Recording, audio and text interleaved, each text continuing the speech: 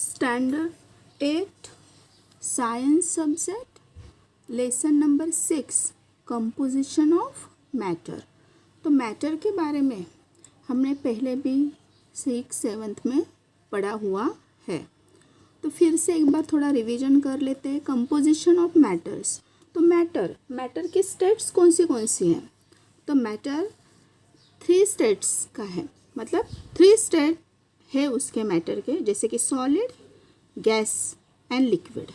तो हमें पता है सॉलिड यानी जो भी हम देखते हैं जिसको डेफिनेट शेप है, डेफिनेट उसका मतलब आकार है, उसको हम सॉलिड कहते हैं, जैसे कि पेन है, स्टोन है। गैसियस मतलब एयर, वाटर वेपर, ये गैस स्टेज हो गई। लिक्विड यानी जो भी लिक्विड फॉर्म में है, जैसे कि मिल्क, वाटर।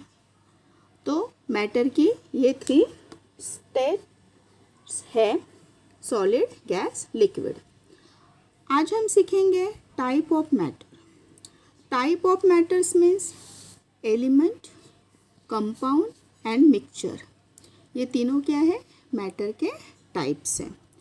तो एलिमेंट्स यानी कि जैसे कि हम नाइट्रोजन, ऑक्सीजन, कार्बन, ये जो बोलते हैं ये एलिमेंट्स हैं।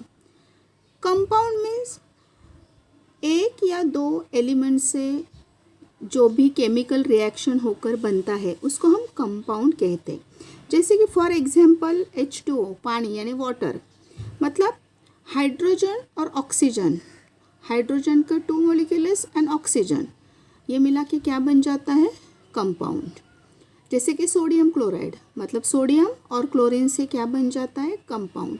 लेकिन जो कंपाउंड बनता है तो एलिमेंट्स के सारे कैरेक्टरिस्टिक उसमें नहीं होते हैं, अलग बनता है। मतलब 2 और 3 एलिमेंट्स में केमिकल रिएक्शन होकर जो भी न्यू सब्सटेंस बनता है उसको हम कंपाउंड कह सकते हैं। मैटर का तीसरा टाइप है मिक्सचर, जैसे कि एयर सारे गैसेस का मिक्सचर है, जैसे कि ऑक्सीजन, नाइट्रोजन, वाटर वेपर, इसका मिक्सचर है। मिल्क में पानी होता है, लैक्टोज होता है, तो मिल्क ये भी मिक्सचर है।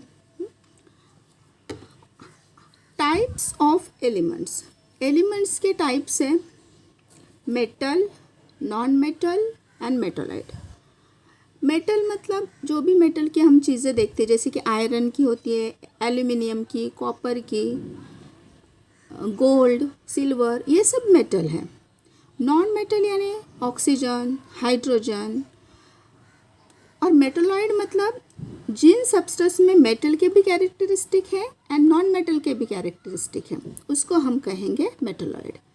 For example silicon, arsenic. अभी हम सीखेंगे टाइप्स ऑफ कंपोनेंट्स। कंपोनेंट के टाइप्स है 3, organic compound, inorganic compound and complex compound. अभी ऑर्गेनिक कंपाउंड मतलब क्या? The compound which when heated strongly give black colour carbon residue is called an organic compound.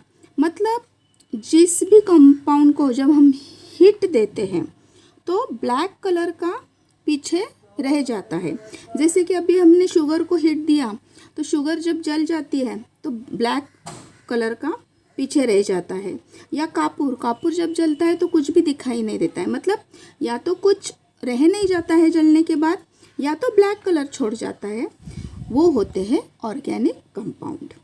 Inorganic compound मतलब the compound which when heated strongly decompose to give residues behind are called inorganic compound. मतलब जब हम heat करते हैं compound को तब वो अपने पीछे या तो सफ़ेद कलर का या कुछ अलग तरीके से रिसीड्यू छोड़ते हैं, उनको हम क्या कहते हैं?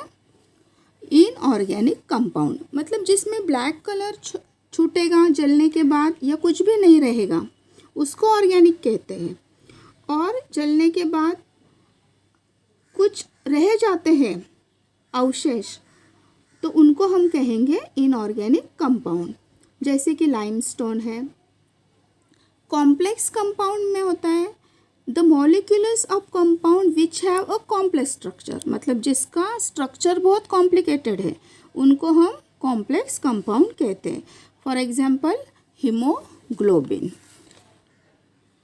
अभी मिक्सचर के 2 टाइप्स हैं, होमोजेनियस एंड हेटेरोजेनियस। अभी होमोजेनियस मतलब क्या, तो all the compound of a mixture from one phase, मतलब जब भी मिक्सचर तैयार होता है तो उसकी वन ही फेज दिखाई देती है हमको, मतलब एकदम एक संग वो मिक्सचर होता है, उसको हम होमोजेनियस कहते हैं। फॉर एग्जाम्पल मिल्क, क्योंकि हमें मिल्क वो पूरा मिल्क ही दिखाई देता है, ऐसे नहीं दिखाई देता है कि मिल्क अलग है उसमें मिला हुआ पानी अलग है, हमको वो अलग अलग नहीं दिखाई देता है। जैसे कि शुगर प्लस वाटर, मतलब शुगर डिज़ोल्व हो गई वाटर में तो हमें शुगर अलग नहीं दिखाई देती और वाटर अलग नहीं दिखाई देता है, वो एक साथ वन फेज में होते हैं। जैसे कि नमक और वाटर का भी मिक्सचर होता है, क्योंकि हमें नहीं पता चलता है कि उस मिक्सचर में नमक मिला है, शुगर मिला है, क्या मिला है, वाटर ही दिखाई देता है, तो उसको हम कहेंगे होमोजेनियस मिक्सचर। हेटेरोजेनियस मिक्सचर में क्या होता है, the components of a mixture are distributed into 2 और मोर फेजेस, मतलब वो अलग अलग दिखाई देते हैं। जैसे फॉर एग्जांपल ऑयल और वाटर तुमने एक साथ मिला लिया, तो ऑयल ऊपर रहता है, वाटर नीचे, तो फटाक से पता चल जाता है कि इसमें ऑयल और वाटर दोनों मिक्स हैं। सैंड और वाटर, तो सैंड दिखाई देती है वाटर में, तो ये हो गए हेटेरोजेनियस मिक्सचर। अभी जो भी सॉल्यूशन बनता है मिक्स होने के बाद, मतलब मिक्सचर 2 और मोर सब्सटेंस, उसको हम क्या कहते हैं, सॉल्यूशन। और जो कंपोनेंट सॉल्यूशन में लार्जेस्ट प्रोपोर्शन में होता है उसको हम सॉल्वेंट कहते हैं। मतलब फॉर एग्जांपल शुगर और वाटर हमने मिक्स किया, तो ग्लास में पूरा ग्लास भर के पानी होता है और 1-2 चम्मच हम उसमें शुगर मिलाते हैं, तो शुगर क्या है, कम प्रोपोर्शन में है और पानी ज़्यादा प्रोपोर्शन में है, तो यहाँ पे पानी क्या हो गया, सॉल्वेंट। मतलब the component of a solution largest proportion, उसको हम सॉल्वेंट कहेंगे, और शुगर कम प्रोपोर्शन में है तो उसको सॉल्यूट कहेंगे। जो लेस प्रोपोर्शन में होगा सॉल्यूशन में उसको सॉल्यूट कहेंगे। अभी सॉल्यूशन के भी काइंड है, जैसे कि लिक्विड इन लिक्विड मिक्स करते हैं हम लोग, गैस में गैस मिक्स होता है, सॉलिड में सॉलिड मिक्स होता है, या लिक्विड में सॉलिड मिक्स होता है। ये हो गए अ टाइप ऑफ सॉल्यूशन। और अभी एकदम लास्ट जो रह गया है हमारा, लास्ट उसका जो कंसेप्ट है इस लेसन का, वो है मोलिकुलर फार्मूला। मोलिकुलर फार्मूला मतलब क्या, तो molecular formula indicate the number of atom of each of the constituent elements present in one molecule of a compound, मतलब जो भी कंपाउंड है उसके 1 मोलिक्यूल में कितने एटम है वो जिससे पता चलता है उसको हम क्या कहते हैं, molecular formula. For example H2O, इसका मतलब इसमें नंबर ऑफ एटम कितने हैं, H के 2 है और ऑक्सीजन का 1 है, तो इसको बोलते हैं मोलिकुलर फार्मूला। यहाँ पे आप लोगों का ये लेसन ख़त्म।